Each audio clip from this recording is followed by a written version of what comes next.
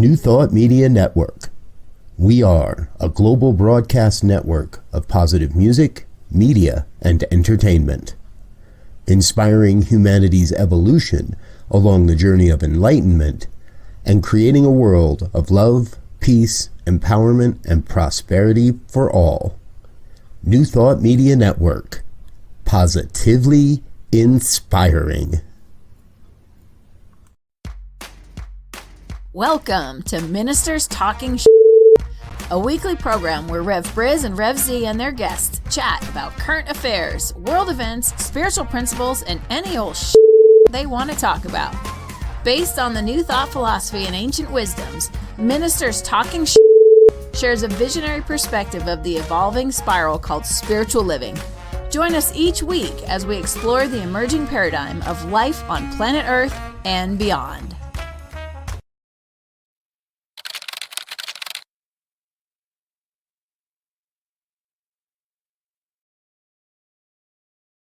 And hello again, dear ones. Reverend Robert with you over here.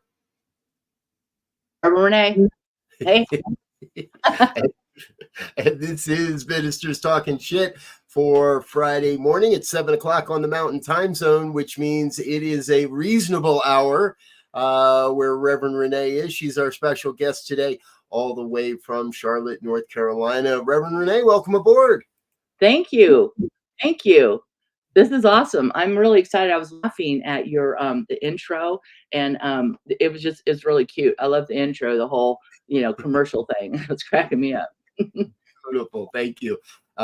Some of you out there may know that's my wife doing the voiceover on that one. So we are definitely a family affair around here, and it feels like you've started to become family here at the New Thought Media Network, because I see you popping up on shows and as a guest with a number of different shows.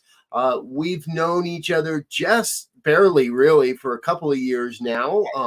We met for the first time at the affiliated New Thought Networks retreat, I think 3 years ago now, maybe almost. And it's kind of taken us forever to get you on this program, but I'm so grateful you're here today.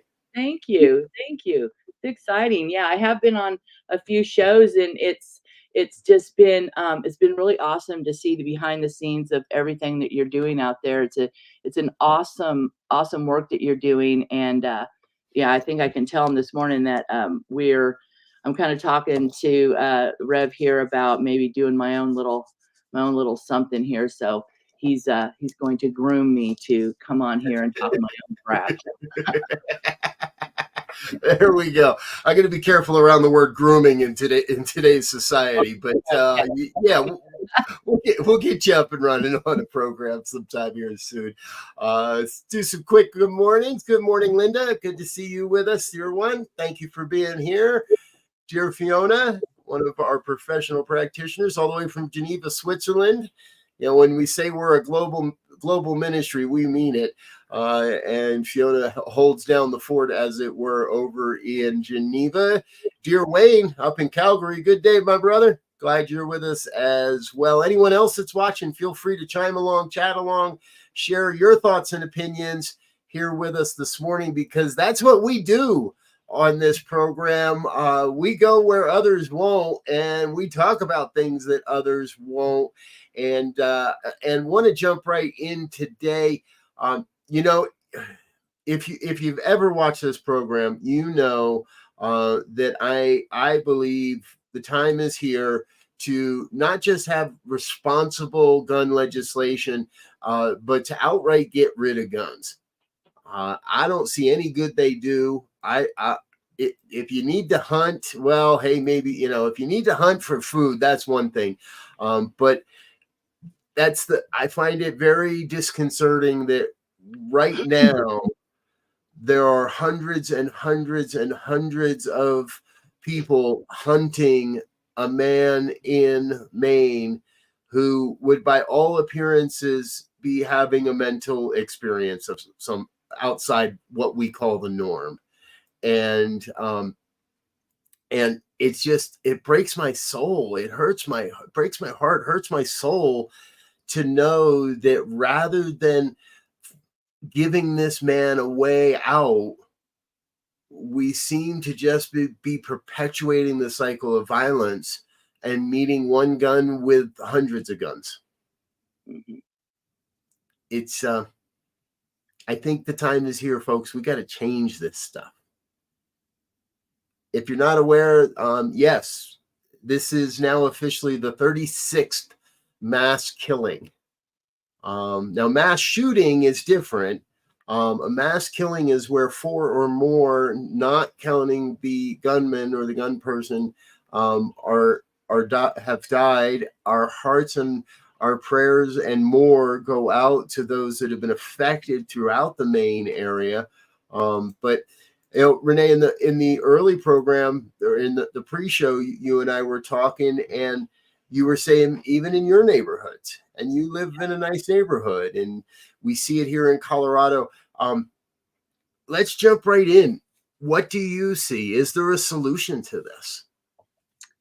Gosh, I grew up kind of in a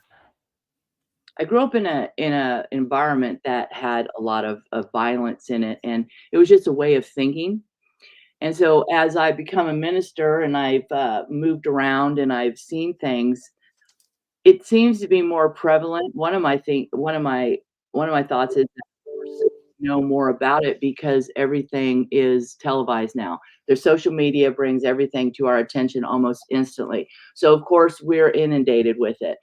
As a society, we're inundated with it. The television shows everything almost goes ahead and puts a check mark on. Yeah, it's okay, and we've almost become desensitized to seeing this type of violence. And everywhere we look, we see it. In my neighborhood, always report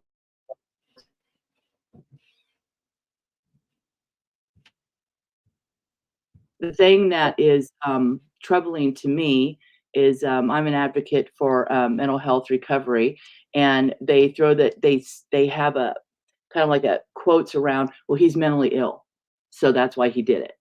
And so possibly because he's mentally ill, that's why he did it, and his thinking is askew, and he did this act that is unfortunately he took human life, but also he's mentally ill. And so what that's saying is that here's a person who's also in trouble. He's in trouble. He's in trouble mentally. He's seeing the world around him in an unhealthy way. And so what happens, as I see, is that kind of like any wild animal that is caged, he's going to come out to protect himself. And unfortunately, there might be a very negative conclusion to this situation, and that's him being killed, or somebody else being hurt, and him trying to escape this thing that's causing him such terror. Yeah. Yeah. Violence never fixes anything. Exactly. Violence never fixes it. Exactly. And I was in a class last evening. We were talking about this, that we can't, in a world where we are one, and that's what we teach. We are one. Mhm. To treat anyone like the other, to treat anyone as separate, is not only malpractice, but that just perpetuates the cycle. Mhm. And we're doing that. We're treating this man as if he is not our brother. We are treating him as if he is not part of who we are. And he is absolutely I want to find the quote real quick. I just thought of this as we're talking here, so let me pull it up. He is absolutely the least of us act out what the rest of us are feeling. Ooh. Mhm. The least of us act out what the rest of us are feeling. And so he's acting out that sense of fear. He's acting out of that sense of hunt or be hunted, kill or be killed. Mhm. And and I think we have the power, and I think more than anybody, New Thought, those that ascribe to this philosophy, have that ability to say, okay, we don't condone the actions, but we also have compassion for what has led him to this place. Mm-hmm.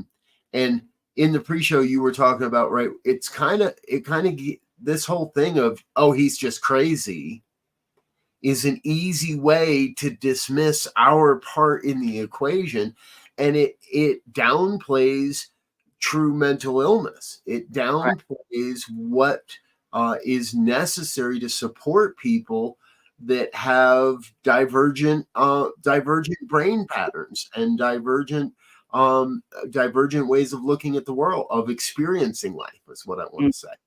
Mm-hmm. Absolutely.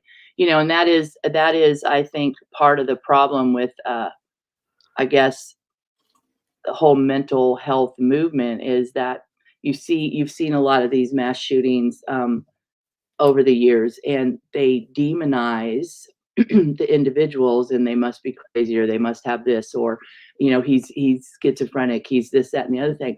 And being someone who is has lived with mental health, and I am a divergent myself, I know that when I was unwell, that the way that I saw the world was completely askew, and I saw myself sometimes as a victim, even in this teaching, because I was not balanced. And so what I see now is that there is recovery in every aspect of mental health, or every aspect of life. These individuals that I think make these decisions, I can't be in their mind, but I can only imagine the desperation, the fear, the separateness, the I can't tell you what's in their mind, but what I know is that I don't believe that they should be treated with the same energy by which they give out. One turn doesn't deserve another. Right. Yeah. Yeah. An eye for an eye turns the whole world blind. Yes, absolutely. Yeah. And unfortunately, again and again and again, it seems to me like far too often we're willing to turn a blind eye. Yeah. And this has been a personal crusade of mine for the past handful of weeks in what's happening in Gaza and Israel. And I see New Thought ministers just posting a sign of a flag of Israel, stand with Israel, without any real critical thinking as to, wait a minute, do you have any concept of what the Israeli military and government has done to the Palestinian people and the people of Gaza? Agreed. Gaza has created some horrific images, has created some horrific experiences for people, and we don't condone their actions, but I think in the same vein we have to recognize that there is a mental instability at the level of a government now that has to happen, and we're just meeting violence with violence. Woke up this morning to reports that the U.S. Took a defensive stance by bombing Syria last night, and we launched an attack in Syria on what are supposedly Iranian terrorists or operatives. So are we declaring war on Iran, or are we declaring war on Syria? I think we're declaring war on ourselves when we do these things, rather than saying, hey, there are people. These are our people. And whether we want to say, again, it's the othering. Some feel the Palestinians are our people, some feel the Israelis are our people, but I don't see anybody standing up and saying they are all our people. Yeah. I was talking to somebody the other day who said, well, yeah, you say that where two or more are gathered, and we come together in collective consciousness, and we pray and we meditate on peace, world peace, and that we're all one. Well, how come it's not working? And that's a really great question. How come it's not working? And I would have to say that those who are sitting in that consciousness, it is working because there is a collective consciousness. What we're seeing is the reflection of a mass consciousness, and that can be counteracted. That can be counteracted when we come together and say, you know what, no, this isn't the answer. I don't know what the answer is yet, but this isn't it. This isn't it. Yeah. I love that you bring that concept into this of mass consciousness, because right now the consciousness is very split. And we've got some great comments going on in the chat. Wayne says, replace I with we, and even illness becomes wellness. Yes, absolutely. And our dear friend Linda is sharing that she really likes the flag image that I've been posting. And I'll share that here with you all, folks. This has been my response to so many. And I just asked the question, well, what about this then? You want to post one side or the other. There is always the both and happening. And we have to remember that there is no right and there is no wrong. There is what is. And what I make up about it is going to be my reality. So if I want to see war, if I choose to see war, I'm at war with myself. Right. Yeah. What I see is I had 3 thoughts go on at once there. You just saw my mind go what I see is a representation of, I'm going to say, mass fear. And it's mass fear. It's not just hate. It's not the otherness. It's fear. And I don't know if the majority knows exactly what they're afraid of, but what I see is that there's fear of space being taken over by something that's dangerous or someone that's dangerous. And I've had the opportunity in my life to stand next to someone that maybe I didn't understand. I didn't understand their religion. I didn't understand their culture. And I belong to a group that's called Mecklenburg Ministries. And what it is it's that all these faith leaders, they come together, and they have this neat thing about sitting down on a Friday to lunch with someone who is from another thought. And to understand who they are. And them not the other. They're not the other. They're the we. Right. Yes. We're like a tapestry. We're like stew. Keep adding to it and it becomes richer and more beautiful. I like that one. I've never heard that one before, and I like that one a lot. And here's our brother Wayne again. Love-based thinking will rise like a wellspring. Yes, Wayne. I believe when we're talking about consciousness on the mass scale, that's what's necessary to move away from that fear-based consciousness. And I think that the mass fear you're talking about is that somebody's going to come take my good. Somebody's going to come take my money. Somebody's going to come take my food. Somebody's going to take my home. Well, that's happening, folks. That's what's happening. And we are both the receiver of that experience and the giver of that experience. We, as America, we take people's food and we take people's homes and we take people's money. And then we're afraid that that's going to happen to us. In a world of oneness, we are really just taking our own food and our own shelter. And I envision a world where there is a free sharing of these resources, where nobody lives in fear that they won't have something to eat tonight, that no one lives in fear of where they're going to sleep tonight. That we've talked about this on this program before, that right now in America, there are more empty homes than there are people sleeping on the streets. Yeah. And the only reason those people are sleeping on the streets is because somebody is afraid that they're going to drop from being a billionaire to a millionaire.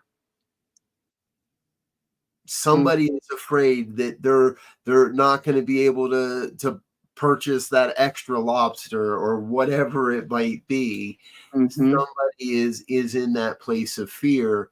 And so if not us, who is going to raise up this vibration of love? I think people in New Thought are more capable than any right now on the planet to be raising up a vibration of love. Mm-hmm. We have to love this man in Maine right now. We have to love him into his own healing, not chase him down, not hunt him down, but love him up, not for what he's done, not the actions, not the outcomes. We don't love, you know me now. I don't love the fact that we're sitting here talking about guns again on a Friday morning. We do this far too often in the year. But we have to love the human that is a fallen angel at this point. Mm-hmm. Oh, absolutely. If not us, who? And I go back to the thought that when we make this person wrong, we make ourselves wrong, because that's what, to talk about our teaching is that what we're looking at, we're looking with. So if I'm seeing him as this broken, horrible person that needs to be taken down and let's crush him, well, then what does that say it's going on inside of me? And so when I look at the world around me, and if I look at the world around me with a perspective of them versus me, fear versus peace, togetherness versus separateness, well, then there's something inside of me that is askew. There's something inside of me. I'm looking at that in exactly the same way. Compassion should be widespread. I would love to see that cooperative globe that you just talked about, but not just that, to where we bring compassion back. It becomes like a new movement. Compassion, there's there's just compassion. And so what's wrong with seeing someone else as a human being, regardless of their actions? Okay, so let's practice that. Because Donald Trump's been in the news all week, and we have a new Speaker of the House. And I think one of the toughest places to find that compassion, for me at least, is in politics. When we look at this guy they've just elected to the Speaker of the House, very evangelical, very much not in favor of women's rights, very far to the right side of the spectrum, if you will, very red thinking, if you will.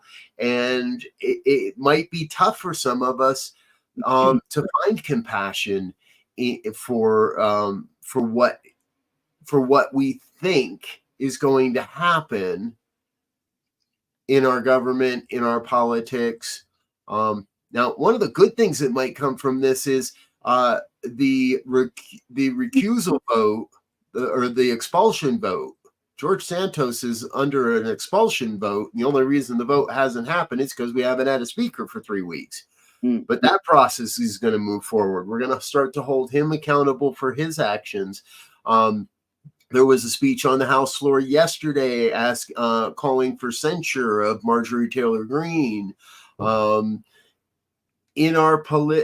again, Donald Trump's been looks rather scared this past week in the face of testimony by some of his former confidants and lawyers and such.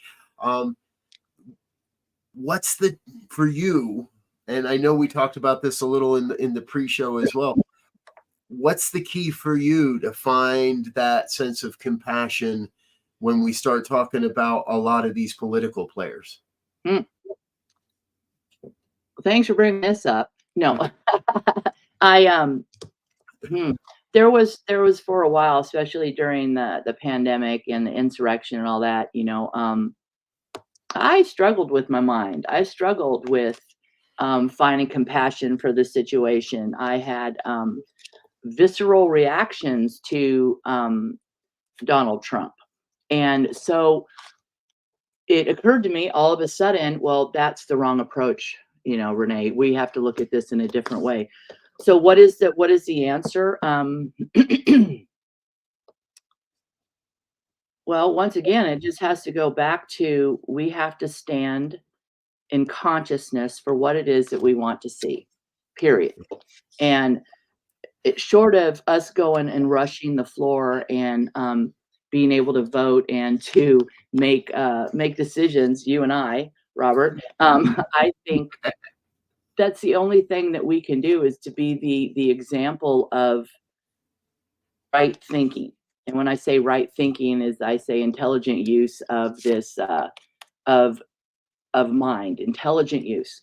That's the only thing I can think of at this point, versus you and I going and taking over. I don't want the job. Sorry. No, me either. No. but you're absolutely hitting on it. In this class I've been talking about that I'm taking right now, one of the things that came forward last night was that with every dastardly deed, we must be more committed than ever to creating a vibration of peace. Yeah. And when Donald comes out and says something that is dastardly, when the new Speaker of the House old tapes are brought up of him denying a woman's rights to body autonomy, when I hear a politician using anti-trans language, it's easy. The humanness, the ego part of the humanness wants to fall into, you are wrong, and I am going to argue, and I am going to fight with you, and I am going to post dirty, nasty, horrible memes about you and every other thing. But it is in those moments we have to be more committed than ever to creating the vibration of peace. Yeah, absolutely. And what do you say to people? Because people, I have students who say this to me, that they say that, well, you guys are Pollyannas. You guys don't see the situation as it is, and we should be afraid. And thinking positively does, and seeing someone as a precious person of the divine does not solve the problem. And aren't you just giving them permission to do what it is they're doing? And you guys are, we're what the person say, we're candy coating. We're candy coating the situation. Yeah. Recently I've been called naive online, and it falls into that same thing.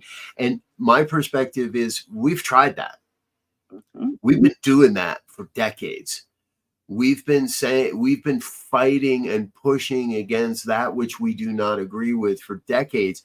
And where has it gotten us? We are a nation, and I'm not afraid to look at the truth. We are a nation that is deeply, deeply divided. But as a people, I still believe that deeply we are one. Mm-hmm. And that's one of our, well, heck, I put it on coffee mugs. Oh, I need one of those. Ooh, I need one. Right. They're on the website, and we'll get you one. And if I look at life from that lens, that the truth of us is we are divided, mm-hmm. then that is what we're going to be. Right.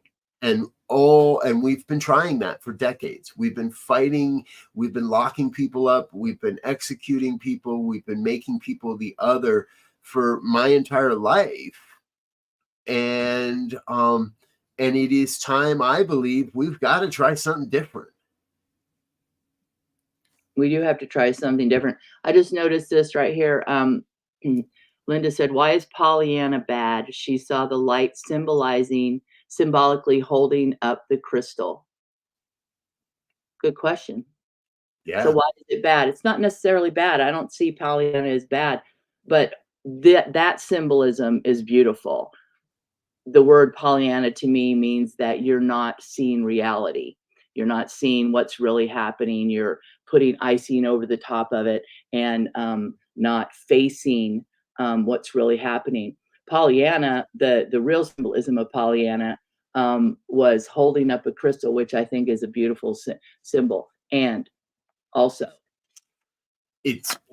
And the term has been subverted. Yes. The very few people would know that, Linda. So thank you for bringing it forward. And I don't know that I knew that. I think I knew. I don't know. I didn't really know that. I knew the term as exactly the way it's been subverted. We're not looking at the reality of things. And the truth is, I think that the reality is not that we are separate. People want to believe that the reality is we are each separate from each other, and we're not. A term that I haven't used often, but I'm about to use a lot more, holonic consciousness. Ooh. A consciousness of oneness. We are trapped in a world that teaches us and wants us to believe in Solon, the solo, the solonic consciousness, that my consciousness is mine alone and it doesn't affect you, and your consciousness can't affect me, and we are all these little silos running around bumping into each other, and if you bump into me too hard or in a way I don't like, be careful because I'm going to pull my gun and shoot you. We've got to get into this understanding that we are holonic consciousness. We are each individual cells within the one, but we are still part of the one. And so again, when my brother is shot, I bleed, I hurt. When I attempt to exercise a politician, what I am doing is hurting myself. Yeah. I just, while you're talking, I was sitting here thinking, and, Linda, thank you for bringing that up, because that leads me to something, is that so often I use that phrase actually not knowing the actual story behind it. And so how often do we use words, we use phrasings, we use ideas, and we actually are not fully informed. And so that could be something that we take on. You talk about, well, what could help? I think being fully informed, being educated on that which you oppose, be educated on what it is that you feel that you're opposing, because I think when we have all the information, that gives us power. We're powerful when we have all the information. And back to what we're talking about, is that words have power. What are the words you're using? Every word has power. And I think so often we go around talking and throwing stuff out that we don't know the power of it. Yeah. I didn't know it was a movie either. Linda, you're schooling us today. Right on, girl. I love it. I didn't know that. I didn't know it was a movie. I'm gonna watch it. I just did a real quick search. It's a 1960s film, a film from 1960, and it's a fictional and uplifting story of an orphaned girl with a sunny attitude. So yeah, I think it's time for an old school movie night. And maybe we should do that. Get everybody together and have an old school movie night, and then have a true discussion around it. I love that. And be able, and you're hitting on the real point of all of this. And I love how this program works, folks, because we're running out of time. We've got just a few minutes left here today, and we're finding that we're learning something, and it's really about the power of our word. You have within you the power to change the conditions of your life through the power of prayer, through the power of meditation, through the power of right thinking, through the power of oneness, by remembering and activating and not allowing ourselves to go down the road of othering, the road of separation, the road of division. Yeah. Let's put fear on the shelf with the elf, and let's view each other as if we would in a collective tribe. Yes. Collective tribe. It's like world hugs all around. I know. Absolutely. Folks, I think we got our first Christmas reference here. We're going to put fear on the shelf with the elf. I think you just said there. Obviously the season is upon us, and I've heard from the day one getting into this philosophy, and I've been in this movement just over 20 years now. From day one, I always heard, fear is false evidence appearing real. And along the way, I came up with my own version. And what if fear is forgetting to empower absolute reality? We fall into fear when we forget to empower the absolute reality that we are one. We fall into fear when we forget to empower the absolute reality that there is more than enough of everything necessary for the fulfillment of your mission on this planet, and it comes into your life exactly as necessary. Yes. We forget to empower through the use of our words. We forget to empower the absolute truth of who we are. And starting right now and starting in every moment, we do have the ability and the opportunity to flip that, to move away from the fear and move into the faith. And you can flip that in the moment. Almost the minute something comes out of your mouth that you find that is not in alignment with that truth, say, you know what? Let me rephrase that.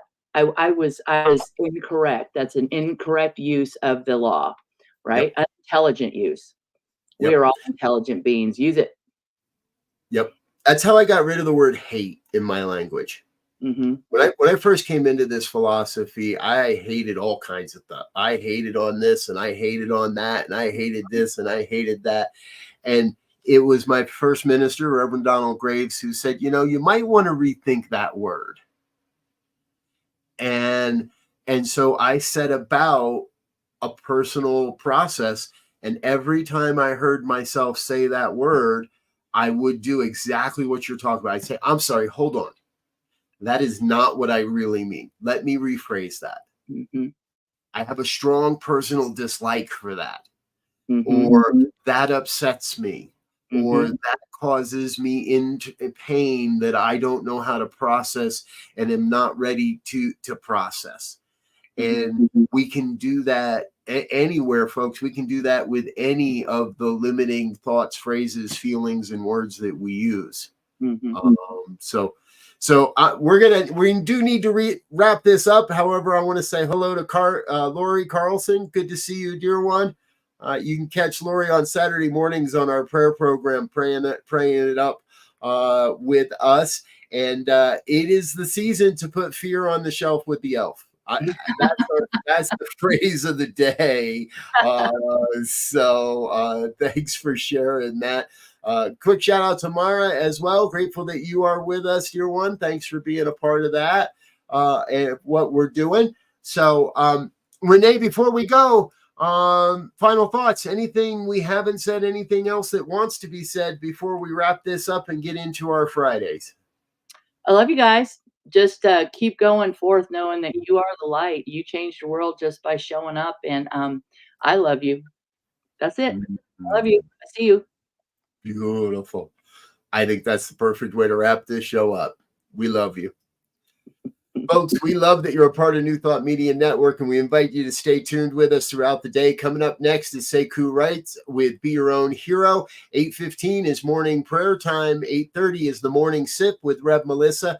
9 o'clock, we start our Spanish language programming with Emma Moreno. And at 9:30, our Spanish language prayer time that happens at 9:30. Tune in for that. Later today at 10 o'clock, it is Practicing Infinite Possibilities with Lindsay Leinbach. 1 o'clock is The Joy Show with Reverend Barbara Jean. I'll be back at 5 o'clock with the good news. Reverend Michael's here with our fireside chat at 6, and we wrap it all up later tonight, 8:15, with our evening prayers as well. So thank you for being a part of what we're doing here on the New Thought Media Network.